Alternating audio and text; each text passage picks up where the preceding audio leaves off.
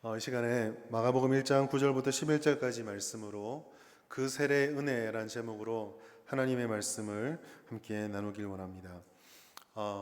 저는 혼자 신앙생활을 했습니다. 고등학교 때 친구를 통해서 교회에 초청을 받았고 하나님 은혜를 주셔서 초청받은 지 3개월 만에 수련회 가운데 회심의 은혜를 체험하고 신앙생활을 혼자 하게 되었습니다. 저희 집이 제사를 지내는 제주였기 때문에 교회 다닌다는 말을 이렇게 정직하게 할 수가 없었습니다. 그래서 한 1년 가까이를 독서실 간다고 어머니께 거짓말을 하고 부모님께 거짓말을 하고 교회를 다니게 되었습니다. 그러니까 나중에는 들켰죠. 들켜서 좀 우여곡절을 많이 겪었는데 그래서 저는 이제 그 신앙생활을 하면서 세례를 받는다는 것이 제게는 굉장히 특별하고 은혜를 많이 받는 시간이었습니다. 몰래 고등부 예배만 허락을 받고 예배를 다녔기 때문에 지금 우리 교회로 치면 11시 예배 때 드리는 세례식을 참석하려면 정말 기도로 많이 준비하고 또 부모님께 아무리 그게 신앙적인 것이지만 거짓말을 하고 나와야 한다라는 그 아픔을 가지고 있었거든요. 그래서 지금 제 기억 속에도 1994년 10월 23일 날 제가 세례를 받았는데 세례 받을 때 그 머리에 이렇게 물을 얹어 주실 때에 굉장히 뭉클하고 조금 이렇게 찔끔 울었던 기억이 납니다. 제게 세례는 그냥 1년 지나고 6개월 지나면 학습을 받고 1년 지나면 세례를 받는 그런 거쳐가야 되는 시간이 아니었고, 제가 그 어려운 가운데서도 하나님 지켜주셔서 그래도 이렇게나마 여기까지 예배를 드릴 수 있습니다 라고 고백하는 정말 말 그대로의 신앙 고백의 시간이었습니다. 여러분은 어떠셨나요?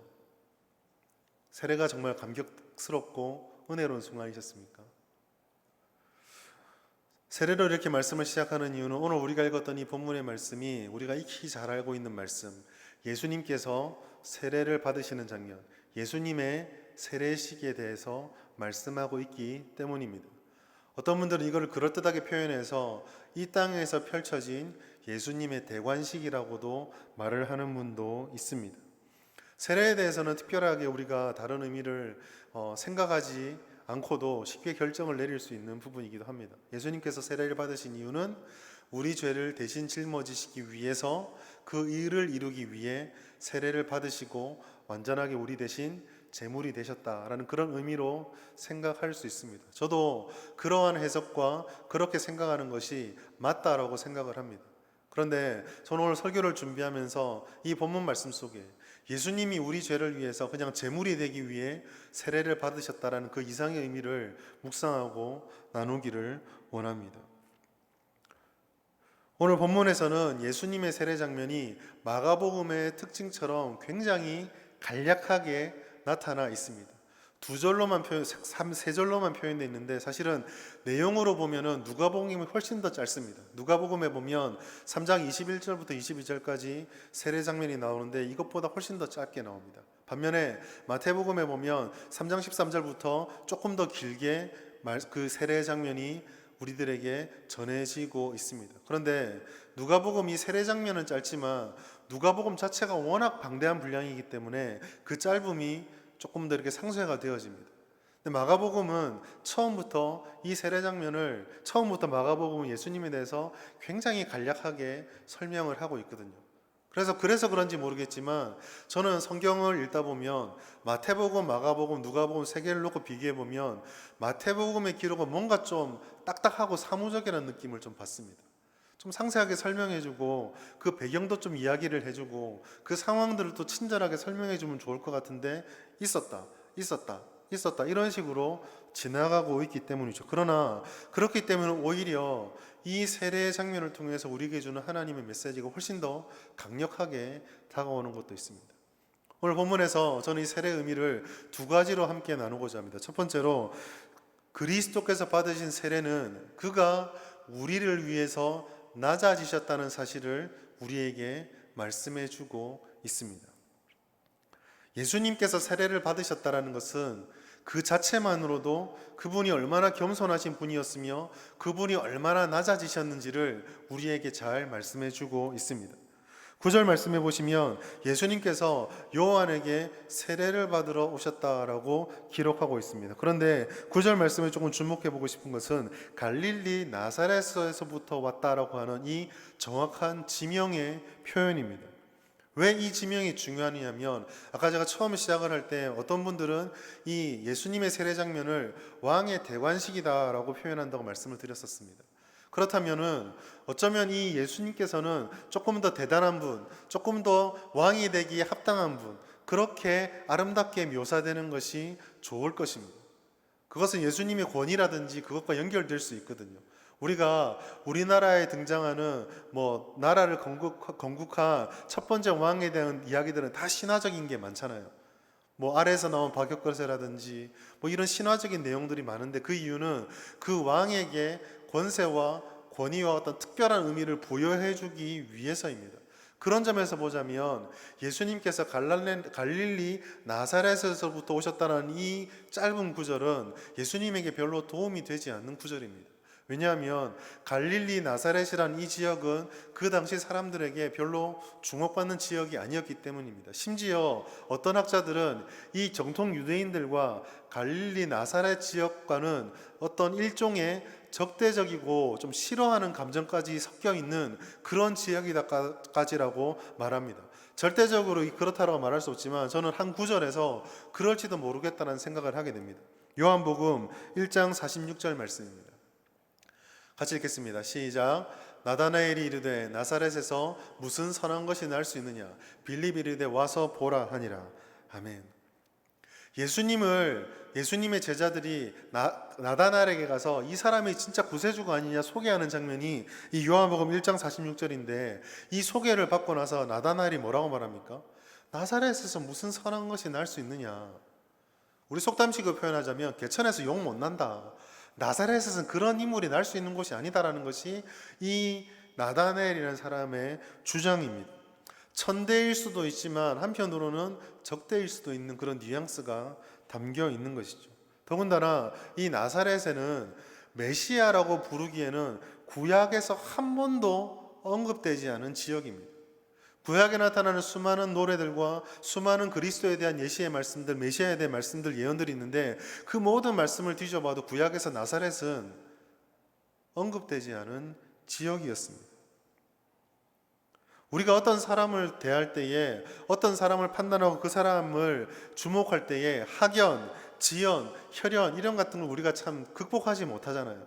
사람이 이렇게 볼 때는 별로 그렇게 대단한 사람 같지 않은데 나 서울대 나왔어. 그러면 뭔가 좀 있어 보이는 그런 게 있거든요. 그런 면에서 본다고 한다면 이 갈릴리 나사렛은요, 하나님께서 만약에 정말로 그분의 아들을 왕으로 이 땅에 보내시려고 하셨다라고 하면 그렇게 우리 생각으로는 적합한 곳이 아닙니다. 그런데도 하나님께서는 이렇게 초라하고 볼품없는 모습과 환경으로 예수님을 보내시는 것을 뜻하셨고 그렇게 실행하셨습니다. 이사야서 53장 2절 말씀 우리 같이 한번 보겠습니다. 시작. 그는 주 앞에서 자라나기를 연한 순 같고 마른 땅에서 나온 뿌리 같아서 고운 모양도 없고 풍채도 없은즉 우리가 보기에 흠모할 만한 아름다운 것이 없도다.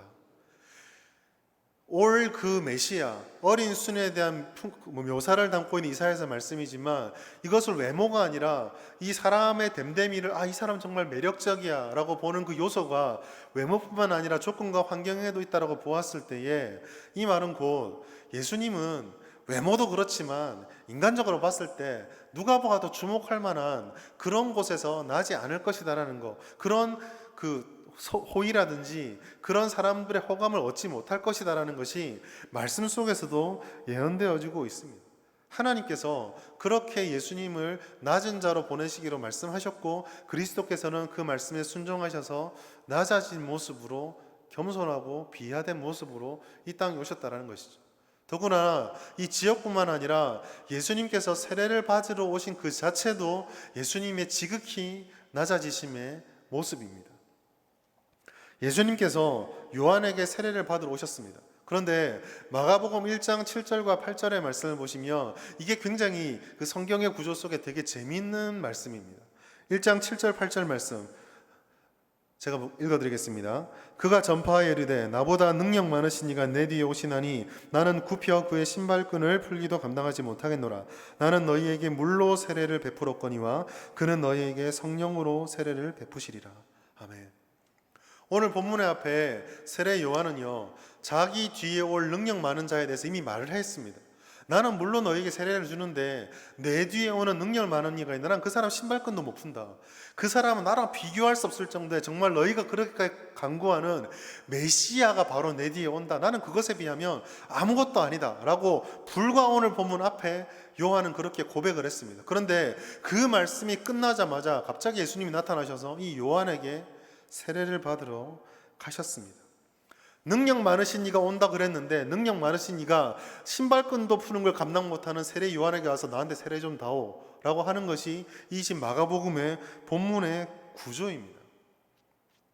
왕이 신하에게, 주인이 종에게, 창조주가 피조물에게 머리를 맡기고 몸을 맡기고 나를 인정해 달라고 낮추신 것이죠. 더군다나 세례의 본래 의미까지 생각하면 그리스도의 낮아지심은 훨씬 더 강렬하게 다가옵니다. 세례는 우리 죄가 씻김 받았다라는 표와 예가 아닙니까? 표와 인이 아닙니까? 하나님께서 죄가 없으신 분이시고 예수님께서 죄가 없으신 분인데 이 죄 씻음의 표를 받으러 오셨다는 것은 그 자체로 예수님에게는 엄청난 낮아지심입니다. 이 짧은 한 구절 속에서 우리는 이처럼 하나님의 뜻에 의해서 낮아지시고 그 스스로도 낮추시는 그리스도의 겸손을 그대로 발견하게 됩니다. 그러면 던지는 질문이 있겠죠. 도대체 하나님께서 만왕의 왕이시고 만유의 주신 하나님께서 오늘 마가복음 1장 1절에 보면 복음의 시작, 우리가 믿고 우리가 신뢰하는 그 복음의 근원이요 본질이시다는 그 하나님의 아들이신 그리스도께서 이렇게까지 자신을 낮추신 이유가 도대체 무엇입니까? 사도 요한은 그것을 우리를 향하신 하나님의 사랑 때문이다라고 말씀하고 있습니다. 요한 1서 4장 9절부터 10절까지 말씀 우리 한 목소리로 같이 읽도록 하겠습니다. 시작. 하나님의 사랑이 우리에게 이렇게 나타난 바 되었으니 하나님이 자기의 독생자를 세상에 보내심은 그로 말미암아 우리를 살리려 하심이라. 사랑은 여기 있으니 우리가 하나님을 사랑한 것이 아니요 하나님이 우리를 사랑하사 우리 죄를 속하기 위하여 화목제물로 그 아들을 보내셨음이라. 아멘. 사랑하는 오늘 예배 참석한 모든 성도 여러분, 하나님께서 우리를 사랑하셨습니다. 얼마나 사랑하셨다고요? 하나님이신 그분께서 이렇게까지 낮아질 정도로 우리를 사랑하셨습니다. 우리는 이 하나님의 사랑을 얼마나 감사하고 감격하고 살아가고 있습니까? 오늘날 세상 속에 수많은 사랑의 노래와 수많은 사랑의 고백들이 넘쳐나고 있습니다. 그러나 누군가 말한 것처럼 홍수에 마실 물이 없다고, 그 넘치는 사랑 고백 속에 진정 그렇게까지 낮아지신 하나님의 사랑을 바라보며 우리의 심령이 뜨거워지고 그 사랑으로 말미암아 우리가 가치 있게 여겼던 그 모든 것들이 정말 배설물로 여겨질 정도로 하나님의 그 사랑이 우리의 심령을 적시고 있습니까? 우리의 작은 고민도, 우리의 작은 상황도, 우리가 가지고 있는 자존심도, 우리가 가진 계획 한 자락도 포기하지 못할 정도로 하나님의 사랑이 입술로에 머물러 있지는 않습니까? 사랑을 그토록 외치는 교회가 세상 사람들로부터 사랑이 없는 곳이다라는 말을 듣는 것, 물론 그 속에는 우리를 향한 맹목적인 비난도 있을 것이지만 혹시 이처럼 낮아지셨던 그리스도의 사랑이 우리의 심령을 완전히 사로잡고 있지 못하기 때문에 그 사랑이 충만하다면 흘러 넘쳐서 누구나 다 느낄 수 있어야 하는데 그것이 우리 입술의 고백으로만 끝나고 있어서 이 낮아지신 그리스도의 사랑이 우리를 온전히 사로잡고 있지 못한 것은 아닙니까? 우리를 사랑하신 그 그리스도의 사랑이 날마다 우리의 묵상의 제목이 되고 기도의 제목이 되길 원합니다. 얼마나 사랑하셨으면 그 아들을 보내셨겠습니까? 얼마나 사랑하셨으면 그 자녀를 그렇게 낮아질 정도로 낮추셨겠습니까? 얼마나 사랑하셨으면 하나님이신 그리스도가 친히 이 땅에 내려오셨어야만 했겠습니까? 우리는 그 사랑을 어떻게 보답하고 있습니까? 오늘 이 시간에 이렇게 낮아지신 그리스도의 사랑이 우리의 모든 존재와 우리의 모든 생각과 우리의 모든 계획과 우리의 모든 것을 정말 사로잡고 있는지를 돌아보시고 그 사랑 가운데 충만한 심령이 될 수 있기를 주님의 이름으로 축원합니다. 두 번째로, 하나님의 이 세례 장면 속에서는 주님의 그 구원의 확실한 확증과 영원히 이기심에 대한 주님의 보증이 담겨져 있습니다. 저는 이것을 살펴보기 위해서 10절 말씀을 좀 주목해 보길 원합니다. 10절 말씀에 보면 이렇게 되어 있습니다. 곧 물에서 올라오실새 하늘이 갈라짐과 성령이 비둘기같이 자기에게 내려오심을 보시더니 라고 되어 있습니다. 오늘 이 본문의 말씀과 병행 구절이 마태복음 3장 13절 17절 그리고 누가복음 3장 21절 22절에는 이 본문의 구절이 조금 다르게 표현되어 있는데 그 중에 특별하게 표시가 되는 단어가 하나 있습니다.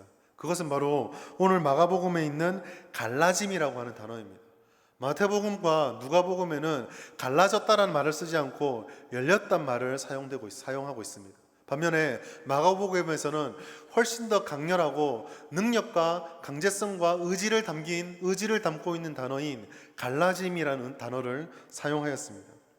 이것이 우리에게 무엇을 의미하는 걸까요? 그렇게 하는 것은 조금 확대 해석일 수도 있겠지만 열렸다라고 하는 것은 열렸다는 말을 듣는 순간 순식간적으로 우리는 닫힌다라는 생각을 하기 쉽습니다. 물론 마태와 누가가 열렸다는 단어를 쓴 것이 하나님께서 복음을 우리에게 주셨지만 그 하늘 문이 열렸지만 하는 거 잘 보고 있다가 내가 닫아버릴 거야, 이 뜻으로 쓴 단어는 아닐 것입니다. 그 단어 자체의 뜻으로 보았을 때에 오늘 마가는 훨씬 더 강력하게 구원하고자 하는 하나님의 능력을 잘 드러낼 수 있는 단어를 사용하였다라는 것이죠. 이 갈라졌다라고 하는 단어는 굉장히 강력한 의미를 담고 있는 단어입니다. 하나님께서 강권적으로 주권적으로 능력을 다해서 이 땅을 임하셨다라는 것을 갈라졌다라고 표현했다는 것이죠. 그리고 마가복음에서는 이 말씀이, 이 단어가 딱 한 번 더 사용이 됩니다. 그것은 바로 예수님께서 십자가에서 돌아가셨을 때에 휘장이 찢어지는 장면에서 똑같이 한 번 더 사용됩니다. 마가복음 15장 38절입니다. 같이 읽겠습니다. 시작. 이에 성소 휘장이 위로부터 아래까지 찢어져 둘이 되니라. 여기서 찢어져라는 단어에 사용된 이 단어가 바로 오늘 마가복음 1장 10절에 있는 갈라진다라는 단어와 똑같은 단어입니다. 예수님께서 십자가에서 죽으실 때에 성소의 휘장이 위에서부터 아래로 일자로 찢어졌습니다. 그것은 인간적인 역사가 아니라 초자연적인 하나님의 섭리였습니다. 밑에서 사람이 힘을 다해 벌려서 찢어진 것이 아니라 하늘 위에서부터 주님의 뜻에 따라서 위에서부터 아래로 그대로 찢어져 버린 것이죠. 하나님께서 하늘로부터 급격하게 이 땅으로 찢고 내려오시면서 하늘도 찢으시고 하늘도 갈라놓으셨고 휘장도 찢으신 것입니다. 이와 같은 하나님의 주권적인 역사가 어찌 보면 공생애의 출발이라고 할 수 있는 예수님의 세례 장면에 그대로 표현되고 있는 것입니다. 이것이 무엇을 의미합니까? 예수님의 공생애는 예수님께서 이 땅에 살아가면서 순종하는 삶을 통해 하나씩 이루어 가실 것이지만 그것은 곧 하나님의 주권적인 섭리와 예정 속에서 우리에게 주신 하나님의 뜻이요 하나님의 약속이라는 의미를 우리에게 전해주고 있는 것입니다. 이것을 상세하게 하나씩 나누어서 조금 나누고자 합니다. 첫 번째로 이 갈라짐은요, 하나님께서 구속의 역사 가운데 주권적으로 임하신다는 것, 즉 이 모든 것은 하나님의 주권 안에 있다라는 것을 우리에게 말씀해주고 있습니다. 일반적으로 우리가 구원을 생각한다, 하늘로부터 복을 받는다 생각할 때 많은 사람들의 일반적인 생각 속에는 공로와 사람의 행위가 그 밑에 기초로 깔려 있습니다. 누군가 착한 일을 합니다. 누군가 선한 일을 합니다. 누군가 그러한 대가를 받을 만한 행동을 하면 그 행동에 따른 보상으로 구원을 받는다거나 상을 받는다거나 복을 받는다. 이것은 일반적이고 보편적인 사람들의 생각입니다. 그리고 그렇게 생각하는 사람들의 마음 깊숙한 곳에는 사람은 뭐 괜찮은 존재다라고 하는, 흔히 말해 사람에 대한 낙관적인 판단이 자리 잡고 있습니다. 이와 같이 사람은 괜찮은 존재야, 사람은 문제가 없어, 사람은 선해, 사람은 기준이 될 수 있어, 사람은 무한한 가능성을 가지고 있어 라고 하는 지극히 인간적인 이러한 생각은 한 가지 다른 어떤 반대편에 서 있는 가치와 반드시 충돌합니다. 그것이 무엇입니까? 성경에서 말하는 인간은 죄로 인해 타락한 존재라는 생각과 정면으로 충돌합니다. 이것과 정면으로 충돌하기 때문에 세상은 죄를 판단 지을 수 있는 유일한 기준이 되시는 하나님을 받아들이지 못합니다. 즉, 이와 같은 일반적인 세상 사람들은 하나님과 함께 갈 수 없고 그 하나님의 주권을 인정할 수도 없으며 인정해서도 안 되는 사람들이 되는 것이죠. 왜냐하면 자신들이 하는 행동이 의미가 있어야 되거든요. 내가 하는 행동이 복받는 어떤 조건에 정확한 역할을 차지해야만 하거든요. 그게 있어야 내가 열심을 해야지 어떤 결과도 오고 내 열심을 따라서 복도 받기 때문입니다. 그러나 성경은 오늘 말씀을 통해서 이 구원의 역사, 이 세상의 역사가 사람의 가치와 사람의 기대와 사람의 원하는 방식으로 운영되는 것이 아니라는 것을 분명히 말씀해 주고 있습니다. 사람은 아무리 무한한 가능성이 있는 것처럼 보이고 심지어 우리가 누리는 수많은 문화 속에서 정말 많은 것들을 이루어내고 있지만 결코 희망이 있는 존재가 아닙니다. 우리가 무엇을 하든지 어떤 행동을 하든지 이 죄의 문제, 영적인 타락의 문제를 해결하지 않고서는 그저 멸망할 수밖에 없는 존재, 죄의 삭슨 사망이며 이 세상에 누구도 의인은 없다라는 이 성경의 선언을 피해갈 수가 없기 때문이죠. 그리스도의 세례는 이처럼 인간이 자기의 삶의 주도권을 쥐고 달려나가려고 하는 이 문화 속에서 주인은 너희가 아니라 내가 바로 이 역사의 주권자가 된다는 사실을 분명하게 드러내주고 있습니다. 그리스도께서 구속주가 되기 위하여 이 땅에 오셨지만 그리스도조차도 우리 복음서를 통해서 가장 많이 듣는 말이 무엇입니까? 내가 내 뜻을 이루고자 함이 아니라 주권자 대신 하나님의 뜻을 이루기 위해 이 땅에 왔노라. 그리스도께서는 그리스도의 세례 가운데 하나님께서 그 자신을 드러내시고 하늘을 가르고 오시는 것을 통해서 인간의 역사와 이 세상의 시간표의 주인이 하나님이라는 것을 우리들에게 분명히 말씀해 주셨습니다. 그가 시작하셨고 그가 이끌어 가시고 그가 완성해 가십니다. 이것이 갈라짐 속에 우리에게 주는 첫 번째 하나님의 교훈입니다. 두 번째로 이 갈라졌다는 단어는 원래로 더 이상 돌아가지 못한다라고 하는 완전하고도 절대적인 선언입니다. 구원의 역사는요, 돌이킬 수 없습니다. 찢어졌기 때문에 또 다른 새로운 방법이 주어지지도 않습니다. 시절이 바뀌고 세대가 바뀌고 문화가 바뀌고 환경이 바뀐다고 해서 또 다른 그리스도가 필요하다거나 세월이 바뀌었기 때문에 시대가 바뀌었기 때문에 다른 구원의 방법이나 다른 삶의 방식이 주어지는 것이 아니다라는 것이죠. 구원의 역사는 그리스도께서 이 땅에 오셔서 이 하늘이 찢어지면서 하나님께서 이 땅에 복음의 씨앗을 뿌리는 그 순간부터 지금까지 돌이킬 수 없이 완성을 향해 진행되어져 가고 있습니다. 이것은 우리들에게 큰 의미가 됩니다. 지금 우리가 살아가는 이 세상이 어떻습니까? 신앙을 가지고 살아가는 것이 쉽고 편하신가요? 우리가 살아가는 이 세상은 결코 우리가 가진 신앙에 우호적이지 않습니다. 결코 우호적이지 않다라는 것이죠. 물론 교회라고 완전하겠습니까?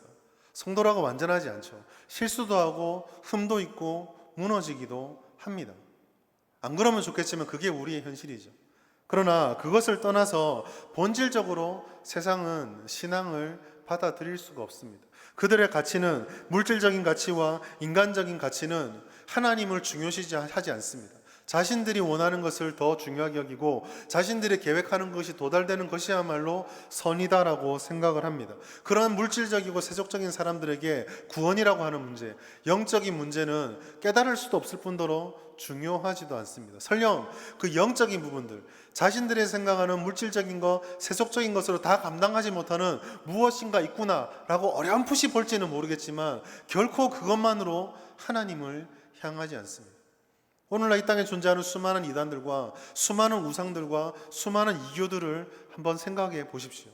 나름대로 세상의 것이 다가 아니다라고 생각을 하지만 결코 바른 길은 찾지 못하는 것이죠. 그러나 이것은 결코 새로운 모습이 아닙니다. 타락한 인류는 아담과 하와의 범죄 이후로 타락한 인류가 계속적으로 보여줬던 것이 무엇입니까? 하나님을 따르지도 하나님을 좋아하지도 심지어 하나님이 은혜를 베풀어 주셔서 기회를 주어도 여전히 등지고 마는 그 완악함을 반복적으로 보여주었습니다. 중요한 것은 세상이 어떻다가 아니라 그러한 세상 속에서 우리가 어떻게 반응하고 우리의 믿음을 어떻게 지켜갈 것인가입니다. 많은 그리스도인들이 구원을 알고 있습니다.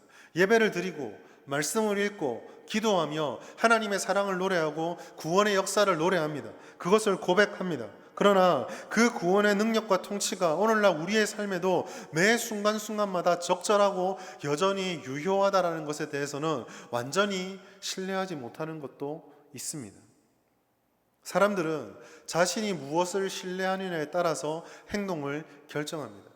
입으로 아무리 우리가 고백을 한다 할지라도 내 마음속에 정말로 신뢰하는 것이 무엇이냐에 따라서 그것이 행동으로 나타난다는 것이죠. 아까 이 말씀드렸던 하나님의 사랑에 대해서 예를 들어본다면 우리의 마음속에 정말 주님의 사랑이 충만하겠다라고 한다면 우리를 해코지하고 아니면 우리 가운데 어려움이 닥치는 것을 우리를 어렵게 하는 사람들 앞에서 물론 믿고 힘들겠지만 끊임없이 미워하고 끊임없이 대적하고 끊임없이 경쟁하고 끊임없이 짓밟을 수는 없습니다. 왜 그렇습니까? 우리가 그렇게 짓밟으려고 할 때, 우리가 그렇게 대적하였을 때, 우리가 그렇게 미워하였을 때 예수님께서 그 한없는 사랑으로 우리를 위해 죽어주셨거든요. 그 사랑을 확신한다면 설령 잠시 미워할 수 있고 잠시 갈등할 수 있을지는 모르겠지만 마지막 순간에 가면은 철저하게 망가뜨리는 것이 아니라 그 모습 속에서 우리 모습 속에서 안쓰러워하시고 울고 계시는 하나님을 볼 수밖에 없는 겁니다. 우리가 그것을 신뢰한다는 거예요. 신뢰하는 대로 우리는 행동하게 되어 있습니다. 우리가 그 구원을 신뢰한다면 우리의 삶의 부분만 하나님께 드릴 수 없습니다. 부족하고 넘어지고 때로는 실수해서 주님 내가 또 넘어집니다. 나 정말 부족합니다. 나 정말 이거 아무것도 못하겠네요 라고 외칠지언정 다시 그 자리로 돌아올 수밖에 없는 것입니다. 정말 중요한 것은 우리를 둘러싸고 있는 환경과 상황이 아닙니다. 코로나19 사태가 이 땅과 이 사회를 뒤흔들고 있습니다. 모든 것이 우리가 그동안 익숙하게 생각했던 그 모든 것들이 더 이상 익숙하지 않게 되었습니다.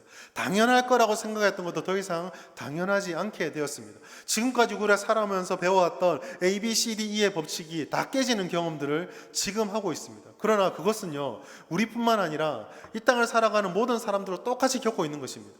그럼 그 앞에서 우리에게 진짜 문제가 되는 건 무엇입니까? 환경이 문제입니까? 아닙니다. 그 환경 속에서도 우리를 구원하셨고 지금도 구원의 역사를 주님 오실 때까지 이루어 가시는 그 하나님을 믿는 믿음이 우리를 어떻게 다르게 반응하게 만들 것인가? 그게 우리의 질문입니다. 그게 우리의 고민이 되어야 한다는 것이죠. 항상 하나님의 주권과 본질을 추구하고 이 땅의 주인이 하나님이시라면 우리가 어떻게 할 것인가? 그 본질 속에서 우리의 답을 찾게 되는 것입니다. 하나님은 지금도 이 땅의 주인이시고 지금도 구원의 역사를 이루어가고 계시고 지금도 그것을 한 걸음도 한시도 멈추지 않고 달려가고 있습니다. 그것이 두 번째 교훈입니다. 세 번째로 갈라짐이 아니라 성령의 비둘기같이 오심을 통해서 우리에게 주는 교훈이 있습니다. 그것은 바로 내려오신 성령께서 지금도 우리와 함께하고 계시다는 사실입니다. 예수님께서는 성령께서 비둘기같이 이 땅에 내려오시는 초자연적인 역사를 세례 속에서 경험하셨고 우리에게 말씀해 주셨습니다. 마태복음에서는 이것을 좀 더 신학적으로 아니면 좀 더 이렇게 이야기를 길게 해서 그 내용의 의미를 우리가 다 파악할 수 있도록 제공해 주고 있습니다. 마태복음 3장 16절 말씀 제가 읽어드리겠습니다. 예수께서 세례를 받으시고 곧 물에서 올라오실새 하늘이 열리고 하나님의 성령이 비둘기같이 내려 자기 위에 임하심을 보시더니. 마태복음과 마가복음이 되게 유사하게 기록되어 있는데요, 아까 말씀드린 것처럼 갈라짐과 열렸다라는 단어가 조금 차이가 있고 또 한 단어가 약간 차이를 보이는데 그것은 바로 자기 위에라는 단어입니다. 오늘 마가복음 1장 10절에 보면은 성령이 비둘기같이 자기에게 내려오셨다 표현하고 있는데 마태복음에서는 자기 위에 임하였다라고 말하고 있습니다. 되게 미묘한 차이인데요, 자기에게라고 하는 것, 즉 자기 안으로 들어왔다라는 것은 본인만이 느끼고 본인만이 아는 것입니다. 그러나 자기 위에 임하는 것을 보았다라는 것은 누군가가 그 위에 머무는 성령을 보고 있다는 얘기거든요. 그리고 마태복음의 세례 장면은 세례 요한과 예수님의 대화가 상세하게 기록이 되어 있습니다. 이것이 무엇을 말할까요? 마태는 이 주님의 세례 장면 속에 나타나신 하나님의 은혜가, 성령의 임재와 하나님의 외침이 증인인 우리들을 향한 것임을 우리들에게 전해주고 있는 것입니다. 마가는 예수님의 절대적인 권세와 은혜와 역사를 강조하고 있다면 마태는 그것을 보는 우리들에게 하나님의 교훈과 은혜로서 어떻게 이게 감사할 것이고 얼마나 우리에게 소중한 것을 알려주기를 원했던 것이죠. 그리고 그 성령의 내려오심은 우리들 눈으로 본 것이며 지금도 우리 안에 역사하고 있는 사실입니다. 성령께서는 주님께서 이 땅에 오셨고 그리고 주님께서 이 땅을 떠나가시면서 우리에게 보내주시겠다라는 그 약속을 따라서 지금도 믿는 자들과 교회 안에, 교회 위에, 교회와 함께, 성도와 함께 이 땅 가운데 운행하고 계십니다. 이것은 하나님의 약속이었습니다. 예수님께서 이 땅을 떠나가실 때에 주님의 떠나가심을 바라보며 두려워하는 제자를 향해서 내가 너희를 버려두지 않고 올 것이다라는 약속을 주셨습니다. 요한복음 14장 18절 말씀입니다. 같이 읽겠습니다. 시작. 내가 너희를 고아와 같이 버려두지 아니하고 너희에게로 오리라. 성령께서는 우리를 고아와 같이 버려두지 않고 우리에게 찾아오신 하나님이십니다. 하나님께서는 우리를 버리지 않으셨습니다. 지금도 우리가 부르짖을 때 말할 수 없는 탄식으로 우리 가운데 역사하셔서 모든 것을 합력하여 선을 이루십니다. 주님 다시 오는 그날까지, 예수님 다시 이 땅에 오시는 그날까지 구원의 역사를 우리 가운데 이루어 가시고 그 능력을 따라서 우리를 보호하고 지키시는 하나님이십니다. 하나님의 주권을 인정하고 주님께서 지금도 역사의 주관자 되신다는 사실을 인정한다 할지라도 우리가 살아가는 이 땅의 삶, 우리를 넘어뜨리려고 하는 그 파도는 결코 만만하지가 않습니다. 쉽지가 않습니다. 우리가 아무리 믿음을 가진다 할지라도 이 코로나19 사태로 벌어진 전국과 이 경제 상황이 아무것도 아닌 문제입니까? 그렇지 않습니다. 우리도 휘청휘청거리고 때로는 살아는 판을 걸어가는 것만 같은 두려움과 염려를 가지고 살아가게 됩니다. 그러나 그런 우리들에게 세상과 달리 우리에게 가진 한 가지 그 위대한 능력이 있다고 한다면 그것은 성령께서 지금 우리와 함께하고 계시다라는 그 사실입니다. 그를 의지하고 그를 통해서 이기고 그와 함께 버텨나갈 때에 하나님께서는 우리에게 힘과 능력과 위로와 넘어질 때는 일으켜 주심과 다쳤을 때는 싸매어서 치료해주는 모든 과정을 통해서 우리가 도달해야 될 그날까지, 그 지점까지 우리를 이끌어 가신다라고 말씀하고 있는 것이죠. 마가복음과 복음서를 쭉 보시면서 아시겠지만 예수님의 삶이 얼마나 힘들고 얼마나 고통스럽습니까? 그러나 그 삶의 끝까지 성령께서 함께 이 역사를 이루어 가시며 십자가 사역을 완수하는 것을 우리는 알고 있지 않습니까?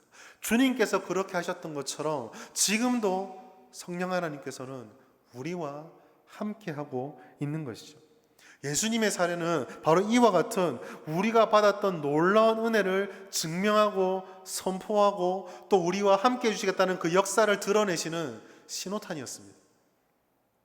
찢어진 하늘이 다시 닫히지 않는 것처럼, 내려오셨던 성령님이 다시 올라가지 않으셨던 것처럼 오늘도 우리가 살아가는 이 교회의 삶과 성도들의 삶이라고 하는 것은 휩쓸려가는 파도 속에서 어쩔 줄을 몰라 그냥 이리저리 흔들리는 삶이 아니라는 것이죠.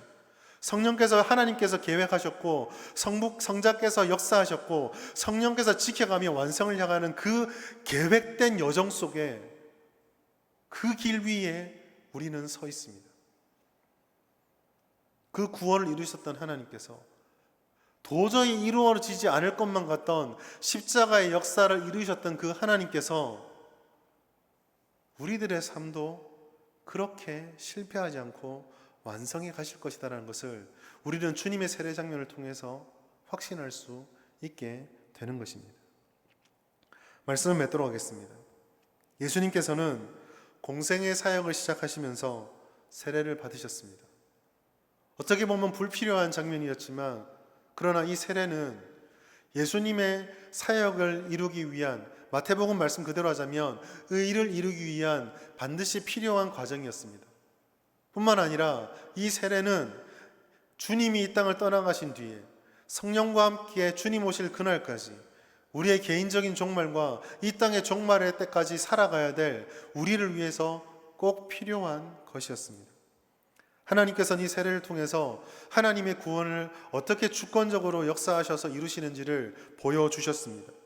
예수님께서는 구원을 이루시는 메시아임과 동시에 그 뜻의 순종함을 통해서 하나님께서 결코 실패하지 않는 분이시라는 것을 보여주셨던 선포자며 증인이셨습니다. 이 세례 장면은 우리들에게 세례의 모형을 전해주는 것이 목적이 아닙니다. 우리는 예수님의 세례를 모방할 수도 그 세례의 무게를 짊어지지도 못합니다. 제가 설교의 서두를 시작하면서 제가 처음 세례받았던 그 은혜의 장면을 말씀을 드렸었습니다. 은혜는 받았지만 저는 그 세례 시간을 통해서 예수님의 인류를 위해 짊어지셨던 그 십자가의 무게를 정말 요만큼도 느끼지 못했습니다. 만약에 그게 그 자리에 쏟아졌다면 저는 아마 그 자리에서 죽었을 겁니다. 우리는 주님의 세례의 그 무게를 감당하지 못합니다. 그러나 그것을 통해서 우리가 진정 깨달아야 될 것은 이 구속의 역사 속에 있는 우리의 본질과 우리의 사명과 하나님의 은혜를 깨달아야 합니다. 우리에게는 하나님만을 섬기며 그분이 원하시는 본질의 신앙을 추구해야 되겠다라는 것, 이 땅의 주인이 되셨던 그 하나님만을 따라야 되겠다라는 결단이 있어야 합니다. 왜냐하면 그것이야말로 이기는 길이고 그것이야말로 우리에게 주어져 있는 유일한 삶의 길이며 그것이야말로 우리가 그토록 갈망하는 복과 은혜와 평강을 누릴 수 있는 길이기 때문입니다. 사랑하는 성도 여러분, 믿음이 이깁니다. 오직 하나님만이 이기십니다. 우리는 그 이기심의 능력이 되시는 하나님의 아들이 되는 권세를 받았습니다. 우리에게 정말 필요한 것은 이 어려운 상황을 타결할 수 있는 해결책이 아닙니다. 우리에게 정말로 필요한 것은 오직 하나님의 은혜와 하나님의 사랑입니다. 그 은혜와 사랑을 붙잡고 우리가 좌로나 우로나 치우치지 않고 그 파도가 우리를 휩쓸고 온다 할지라도, 정말 때로는 그 파도가 우리 살을 찢어놓는 것 같다 할지라도 그 자리에 서서 한 걸음이라도 뗀다면 하나님께서 우리를 통해서 이루고자 하는 일들을 이루어 가실 것입니다. 그것이 하나님의 약속의 말씀입니다. 오늘 우리의 예배를 기억하시면서, 이 말씀을 기억하시면서 주님의 믿음을 붙잡고 하나님 은혜를 내가 온전히 기억하게 하여 주옵소서. 주님과 동행하는 삶을 통해 그 이기심을 누리게 하옵소서 결단하시고 날마다 주님과 동행하는 놀라운 신앙의 걸음을 걸어갈 수 있는 우리 모든 성도님 될 수 있기를 주의 이름으로 축원합니다.